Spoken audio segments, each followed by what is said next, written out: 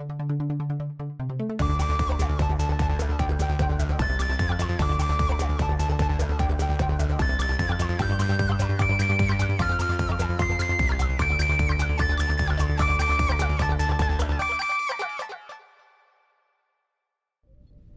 Fistful of Datas. A British guy playing a French guy directs an American Western episode set in space. The Enterprise is orbiting Deinonychus 7, which is weird because that means they named a planetary system after a dinosaur. Oh, I was thinking Deinonychus from Star Wars. Oh, no, Deinonychus is a real dinosaur. I'll send you a picture. Please don't. While they wait to rendezvous with the supply ship, Picard plays around with his flute. It's the flute from the Inner Light. He's interrupted by Data and Geordi's beard to pull the computer offline to test if Data can be used as a backup for the whole ship. Which didn't make a whole lot of sense. Why doesn't it make sense? Usually when things are going wrong with the ship, it's physical problems that you would need to go to the specific area to fix, but apparently Data just being connected to the computer is going to be enough to fix everything. And Picard says, "Okay, leave me alone already. Don't interrupt a man when he's playing with his flute." He's interrupted again by Beverly to discuss a play she wants him to be in. Picard tries to tell her he's not interested without coming right out and saying it, but she keeps pressing and tells him to come to the rehearsal. And he's a little put off when she tells him he wouldn't be playing a lead part anyway. He tries to get back to his flute, but then gets annoyed when Worf comes to ask for permission for various security-related ideas. And Picard tells him he should use their free time to enjoy himself instead of doing extra work, because it's not like they've ever had problems with security on the ship anyway. Worf heads back to his quarters, where Alexander is playing his space Game Boy. And he excitedly asks if Picard said it was okay if Worf could go somewhere with him. And Worf reluctantly admits that he is free.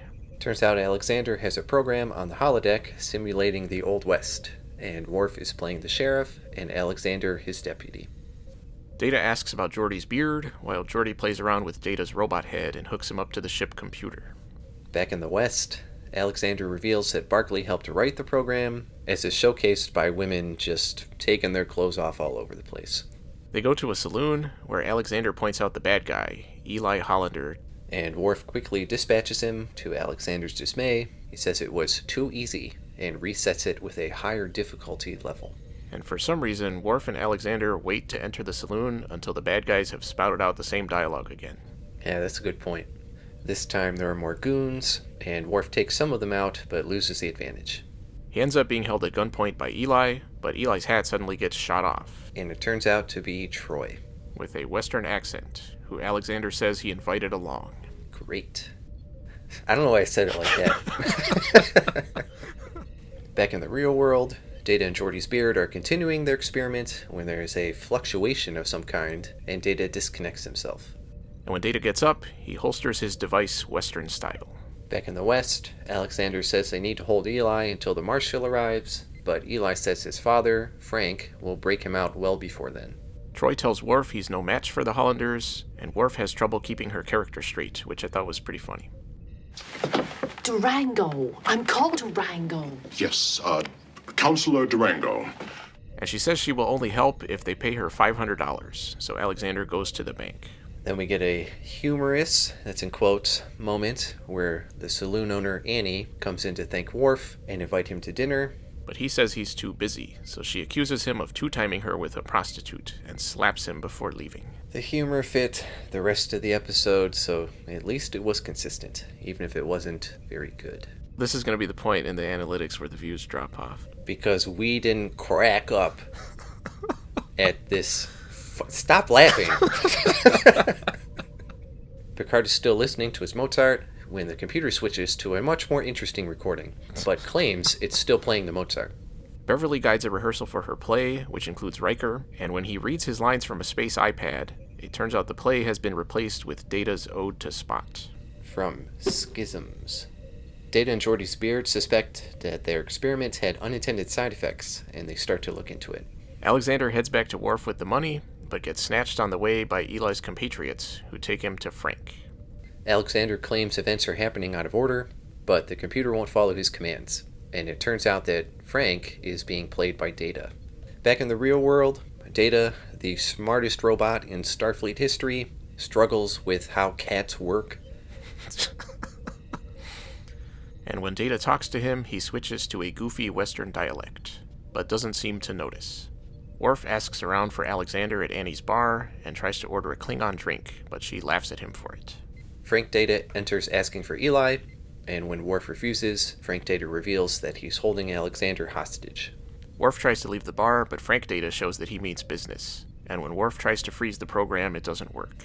There's a shootout, but Worf manages to make it back to Troy, who was also unable to stop the program or communicate to anyone outside of the holodeck. And they find out that Eli has also turned into Data. Troy says if they let the program play out and beat it, it should end. Which is an assumption, but they both accept it as a fact. Data and Geordi's beard talk to Picard and Riker about how part of Data's program was swapped with part of the programming for the ship's leisure activities. Library, computer access, replicator selection, recreational programming, no critical systems. And as they leave to fix the problem, Brent Spiner overplays his Western acting. Back in the West, Troy notices Eli Data shuffling cards in his cell at a rate that only Data could manage. And I figured there was going to be some kind of hidden message in the way he was tapping the cards, but that turns out not to be the case. That's interesting. I did not think of that. She realizes that they're not just fighting against Data's appearance, but his abilities as well. Frank Data comes in to see Eli Data, and at one point he asks him what Troy's name is, and Eli Data says she hasn't said her name, even though she did. Worf reconsiders his position and decides to exchange Eli Data for Alexander, and they plan a time and place to make the trade. But Frank Data says Troy is not invited. Geordi's beard explains what's going on to Riker's beard, and says he's purging Data's memory to get everything back to the way it was. And in the meantime, Data is going further with his Westernisms. Worf lays out a plan to Troy, and Annie shows up with a telegraph machine that Worf uses, in combination with his communicator, to create a force field generator that will last for 15 seconds. I didn't realize he was as skilled as Geordi at just making up technology. Worf and Eli Data head outside for the exchange, where Frank Data's other Datas are preparing an ambush. After the hostages are exchanged, Frank Data fires at Worf, but his force field blocks the bullets before it runs out. When one of the other Datas tries to shoot him, Troy holds him up, and I didn't understand why she didn't shoot the Data. If she didn't shoot him, she would just have to sit there holding him up the whole time to make sure he doesn't do anything. But if she did shoot him, then she could be useful doing something else. It seems like they've won when Frank Data is tossed another gun, but Worf outdraws him because everything is in slow motion. He tells Frank Data to leave and never show his face again. They enter the saloon, but Worf still can't end the program, and Troy says his story must not be over. They can't figure it out until Annie shows up, now also looking like Data. And we get another comical moment. Before they finally manage to exit the program. Picard's captain's log tells us that everything has been returned to normal, and all the extra data was deleted. That's slightly clever. Okay. I'll give you that. And the ship they've been waiting for has finally arrived. Alexander says Worf must not want to go back to the ancient West after what happened, but Worf says the town may need defending again in the future. He goes into the next room, puts on his hat, and practices his quick draw in front of the mirror. And the Enterprise flies off into the sunset. A fistful of datas. Overall? Oh look, the holodeck is malfunctioning again. It's amazing that Riker and Geordi are still alive, given that they use it all the time. I was looking forward to this episode at the beginning, when it looked like a character episode about what everyone is doing in their free time. I wanted to see how Beverly's play turned out, and Picard's musical adventures, and Geordi's beard, but they just had to throw in some angle where everybody's gonna die. I mean, how good could her play be? It was called Breakfast. That was intriguing to me. No, I legit wanted to see, how Picard was going to perform, and Riker, because he didn't seem to want to be there either. As far as the holodeck stuff went, I felt like they could just as easily have had Worf trying to beat the program without the threat of actual death being involved, and use it to further build his relationship with Alexander. If they still wanted to do the weird Data stuff, they could have said something about Alexander telling Data to help put some of himself into the program and had him misinterpret things and make people look like him. That would have still been stupid, but it would have made sense, at least, in a way. When Troy showed up, I thought they were really going to lean into the humor with her, and they did that a little at the beginning, but after that, she was basically just there, playing her role of the mysterious stranger. If they had focused more on the humor in general, and less on the how do we save Alexander angle, this could have been a better episode. What I was hoping was that Worf would keep coming up with unexpected ways to beat the program, and they would keep coming back to it with Alexander coming up with more and more outlandish scenarios or obstacles, and maybe getting to the point where he tries to make it frustratingly difficult for Worf to beat, but that only makes Worf enjoy it more. I thought that would have been funny. Yeah, that would have been good. And that could have been where he asked Data for help, and where the other Datas came in. As it stands, I didn't hate it. It just felt like a missed opportunity for a really fun episode. And that's clearly what they were going for. It was certainly unique, but I didn't think it was anything special. I gave it a C. I also gave it a C.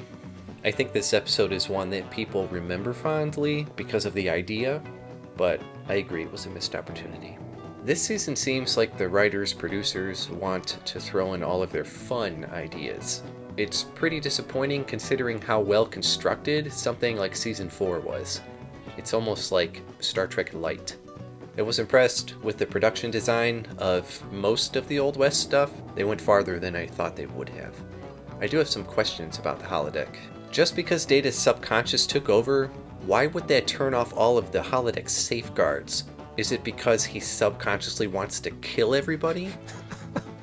And why would it disable all of their communicators? Is it because he subconsciously doesn't want to talk to any of them?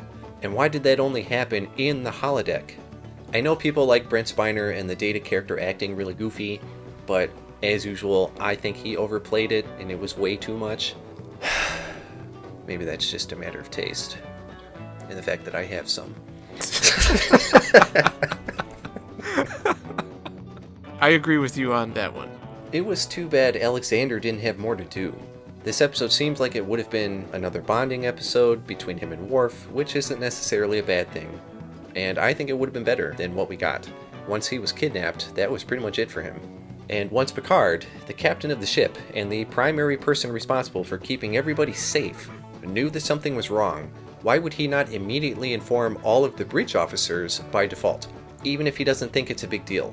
No one asked where their head of security was throughout this whole ordeal, especially after seeing Data not acting normal. He has taken over the ship more than once, always prefaced by him not acting normally. Plus, Worf is always dead set on knowing when anything is out of the ordinary, even if it doesn't seem like a threat, because, he's good at his job. The standard Jumanji-esque, if we can reach the end, it'll all go away thing for the holodeck is just a guess. They have no idea of knowing what will actually happen when they reach the end of the program. It could continue indefinitely with Data's subprocessors generating an endless story. Or it could have everybody inside get erased or something. This was a fun episode, but I'm going to need something with a little more substance. I'm not impressed with this season so far. I agree.